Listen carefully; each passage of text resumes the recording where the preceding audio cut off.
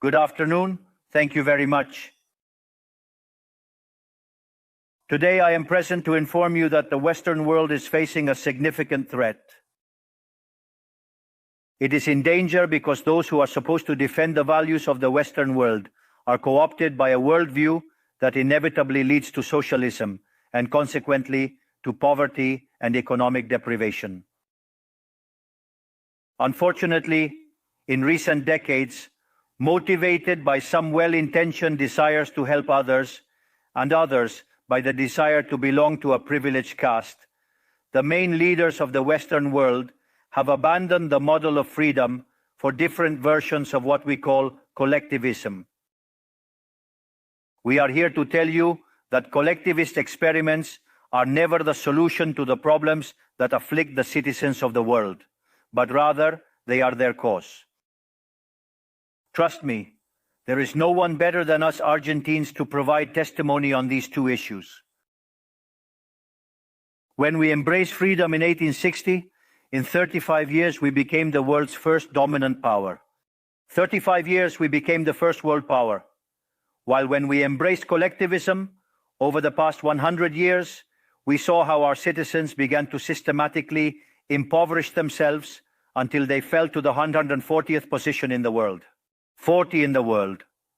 But before we can have this discussion, it would be important for us to first look at the data that supports why free market capitalism is not only a possible system to end world poverty, but also the only morally desirable system to achieve it.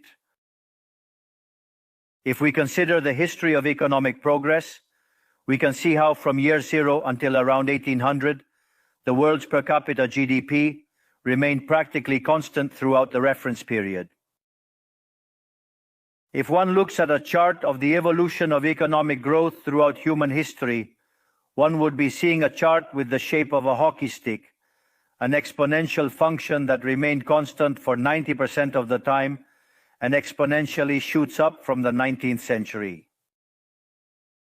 The sole exception to this stagnant history was at the end of the 15th century with America's discovery. Except for this, from year zero to 1800, global per capita GDP remained stagnant without any significant changes. Now, not only did capitalism generate an explosion of wealth from the moment it was adopted as an economic system, but if one analyzes the data, what is observed is that growth has been accelerating throughout the entire period.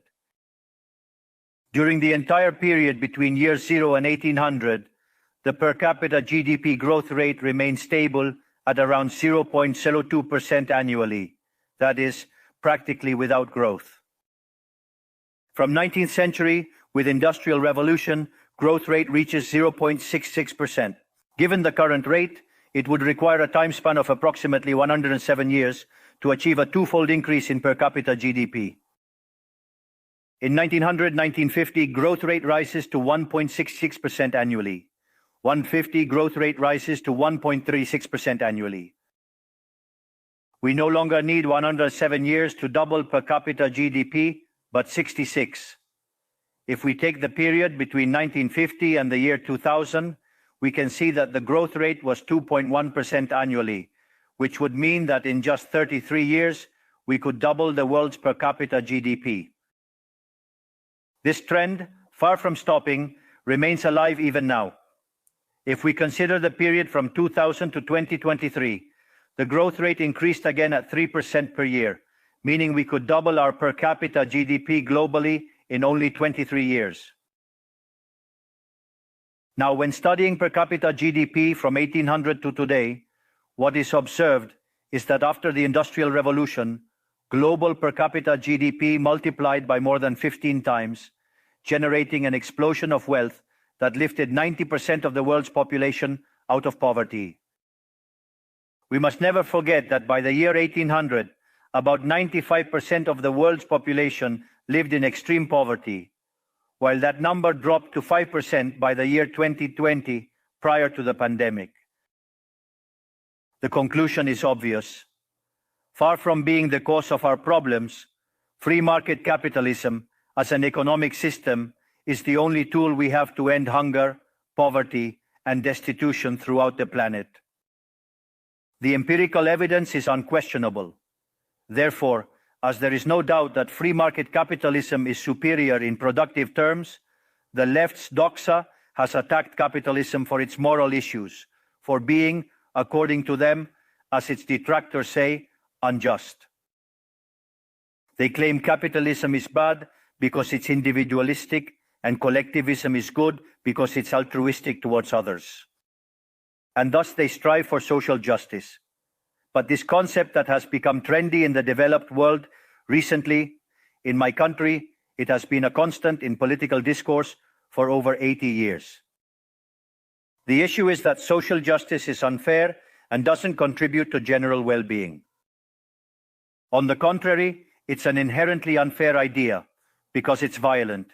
It's unfair because the state is financed through taxes, and taxes are collected coercively. Or can any of us confidently say that they pay taxes of their own free will? This implies that the state is funded through coercion, and that the higher the tax burden, the greater the coercion, leading to a reduction in freedom. Those who promote social justice start from the idea that the economy as a whole is a cake that can be distributed in a different way. But that cake is not given. It is wealth that is generated in what, for example, Israel Kirzner calls a market discovery process. If the good or service that a company offers is not desired, that company goes bankrupt unless it adapts to what the market is demanding.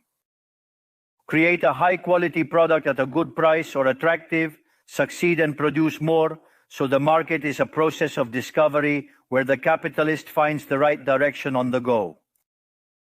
But if the state punishes the capitalist for success and blocks him in this process, it destroys his incentives, and the consequences are that he will produce less and the cake will be smaller, generating harm to society.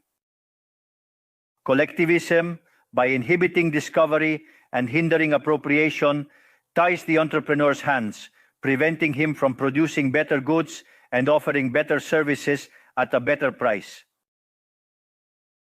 How can it be then that from academia, international orgs, politics, and econ theory, an econ system is demonized that not only has lifted 90% of the world's pop out of extreme poverty and does so increasingly faster, but is also fair and morally superior? Thanks to capitalism, the world is currently in its best moment. There has never been a moment in history with greater prosperity than the one we live in today. Today's world is freer, richer, more peaceful, and more prosperous than ever before. This is true for everyone, but particularly for those countries that are free, where they respect economic freedom and individual property rights. Because free countries are 12 times richer than repressed ones. Saying goes that in countries with freedom, people live better than 90% of population in repressed countries. It has 25 times fewer poor people in the standard format and 50 times fewer in the extreme format. And if that weren't enough, citizens of free countries live 25% longer than citizens of repressed countries. Now, in order to understand what we come to defend, it is important to define what we mean when we talk about libertarianism. To define it, I take up the words of the greatest proponent of the ideas of freedom in Argentina, Professor Alberto Venegas Lynch, who says that libertarianism is the unrestricted respect for the life project of others, based on the principle of non-aggression, and in defense of the right to life, liberty, and property, whose fundamental institutions are private property, free markets without state intervention, free competition, division of labor, and social cooperation, where one can only be successful by serving others with goods of better quality at a better price. In other words, the capitalist, the successful entrepreneur, is a social benefactor who contributes to the well-being of society as a whole. In short, a successful entrepreneur is a hero. This is the model that we are proposing for the future of Argentina, a model based on the fundamental principles of libertarianism, the defense of life, freedom, and property. Now, if free market capitalism and economic freedom have been remarkable instruments to eradicate poverty globally, and we are presently experiencing the most favorable period in human history, it is worth inquiring why I assert that the West is in jeopardy. I argue that the West is endangered as in countries defending free market, private property, and other institutions of libertarianism, sectors of the political and economic establishment, due to errors in their theoretical framework and ambition for power, undermine libertarianism, opening doors to socialism and potentially condemning us to poverty, misery, and stagnation. Because it should never be observed that socialism is always and everywhere impoverishing, failed in all countries where attempted. It was a failure economically, it was a failure socially, it was a failure culturally, and it also killed more than 100 million human beings. The main problem of the West today is that we not only have to confront those who, even after the fall of the wall and overwhelming evidence, continue to advocate for impoverishing socialism, but also our own leaders, thinkers, and academics who, sheltered in a misguided framework, undermine the foundations of the system that has given us the greatest wealth and prosperity in our history. The theoretical framework I am referring to is neoclassical economic theory, which designs an instrument unintentionally functional to the intrusion of the state, socialism, and the degradation of society. The issue with neoclassicals is that since the model they fell in love with doesn't match reality, they attribute the error to the supposed market failure instead of revising the premises of their model. On the text about a supposed market failure, regulations are introduced that only generate distortions in the price system that hinder economic calculation and consequently savings, investment, and growth. This problem essentially lies in the fact that not even supposedly libertarian economists understand what the market is, since if it were understood, it would quickly be seen that it is impossible for there to be such a thing as a market failure. The market is not just a graphical description of a supply curve and a demand curve on a graph. The market is a mechanism of social cooperation where property rights are voluntarily exchanged. Thus, considering this definition, discussing market failure is a contradiction in terms. There is no market failure. If transactions are voluntary, the only situation in which there can be a market failure is if there is coercion present. And the only one with the ability to coerce in a generalized manner is the state that possesses the monopoly of violence. Consequently, if someone considers that there is a market failure, I would recommend that they check if there is state intervention in the middle. If no state intervention found, suggest reanalyzing as it is definitely wrong. Market failures do not exist. An example of the alleged market failures described by neoclassicals are concentrated structures in the economy. However, without functions that demonstrate increasing returns to scale, whose counterpart are the concentrated structures of the economy, we would be unable to explain the phenomenon of economic growth from 1800 to the present day. Look how interesting. Commencing from the year 1800 and extending onwards, with the population experiencing a multiplication of more than 8 or 9 times, the per capita income underwent a growth of more than 15 times in magnitude. To clarify, there are more returns. This caused poverty to drop from 95% to 5%. However, the presence of increasing yields implies the existence of concentrated structures, which would be referred to as, for example, a monopoly in the market economy.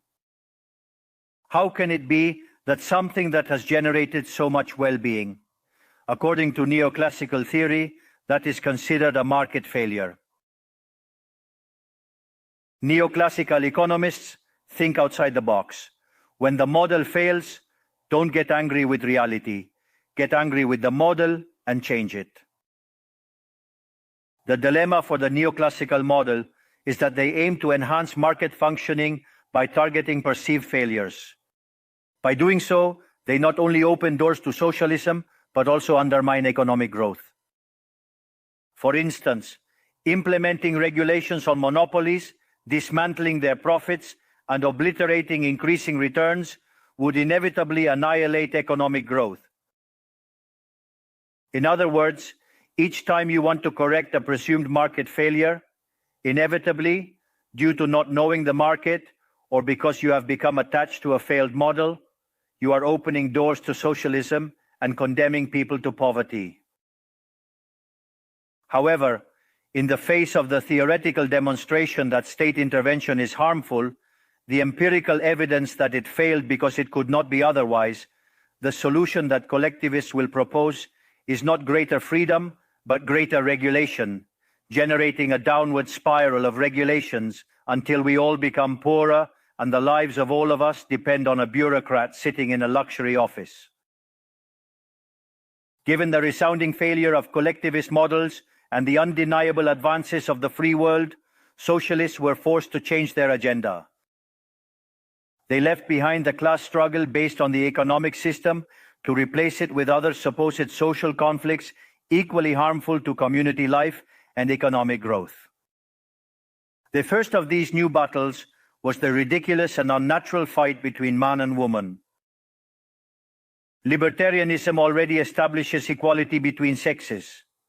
The cornerstone of our creed states that all men are created equal, that we all have the same unalienable rights granted by the Creator, among which are life, liberty, and property. This radical feminism agenda has led to increased state intervention, hindering the economic process. It provides jobs to bureaucrats who haven't contributed anything to society, whether through women's ministries or international organizations promoting this agenda. Another conflict that socialists pose is that of humans against nature. They argue that humans cause harm to the planet and that it must be protected at all costs, even advocating for population control mechanisms or supporting the controversial agenda of abortion rights. Unfortunately, these harmful ideas have strongly permeated our society. Neo-Marxists have managed to co-opt the common sense of the Western world. They achieved this through the appropriation of the media, culture, universities, and yes, even international organizations. The final case is very serious, as it involves institutions with huge influence on the political and economic decisions of the countries in these multilateral organizations. Fortunately, more of us dare to raise our voices, as we see that if we don't confront these ideas head-on, the only possible destiny is more state, more regulation, more socialism, more poverty, less freedom, and consequently, a worse quality of life. Unfortunately, the West has already started down this path. To many, it may sound ridiculous to suggest that the West has embraced socialism, but this view is only ridiculous if one limits themselves to the traditional economic definition of socialism, which states that it is an economic system where the state owns the means of production. In my opinion, this definition needs to be updated to reflect the current circumstances from my perspective. Today, states don't need to control means of production to control every aspect of individuals' lives. With tools such as monetary issuance, debt, subsidies, interest rate control, price controls, and regulations to correct alleged market failures, they can control the destinies of millions of human beings. This is how we have reached the point where, with different names or forms, good parts of the politically accepted offers in most Western countries are generally collectivist variants. Whether they openly declare themselves as communists, fascists, Nazis, socialists, social democrats, national socialists, Christian Democrats, Keynesians, neo-Keynesians, progressives, populists, nationalists, or globalists. In the end, there are no substantive differences. Everyone argues that the state should control all aspects of individuals' lives. All define a model contrary to the one that led humanity to the most spectacular progress in its history. We are here today to extend an invitation to the other Western countries to resume the path towards prosperity. Economic freedom, limited government, and unrestricted respect for private property are vital for economic growth. The impoverishment that collectivism produces is not a fantasy, nor is it fatalism. It is a reality that Argentinians have known very well for at least 100 years. Because we have already experienced it, we have already gone through this. Because as I said before, since we decided to abandon the model of freedom that had made us rich, we are trapped in a downward spiral where we are getting poorer every day. We have already experienced it ourselves, and we are here to warn you about what can happen if Western countries who became rich with the model of freedom continue on this path of servitude. The Argentine case is the empirical proof that regardless of wealth, natural resources, population capability, education level, or the amount of gold bars in the central bank's coffers, these factors do not guarantee success. If measures are adopted that hinder the free functioning of markets, free competition, free price systems, if trade is hindered, if private property is attacked, the only possible destination is poverty. To summarize, I want to convey a message to all entrepreneurs present and those who are not, but are following us from around the globe, whether they're here or not physically. Don't be intimidated by the political caste or the parasites who live off the state. Don't yield to a political class that only wants to prolong its power and preserve its privileges. You are social benefactors. You are heroes. You are the creators of the most extraordinary era of prosperity we have ever experienced. Don't let anyone say ambition is immoral. If you earn money, it's because you provide a superior product, better price, contributing to well-being. Do not yield to the advance of the state. The state is not the solution. The state is the problem itself. You are the true protagonists of this story, and know that from today, you have Argentina as an unconditional ally. Thank you very much, and long life freedom, damn it.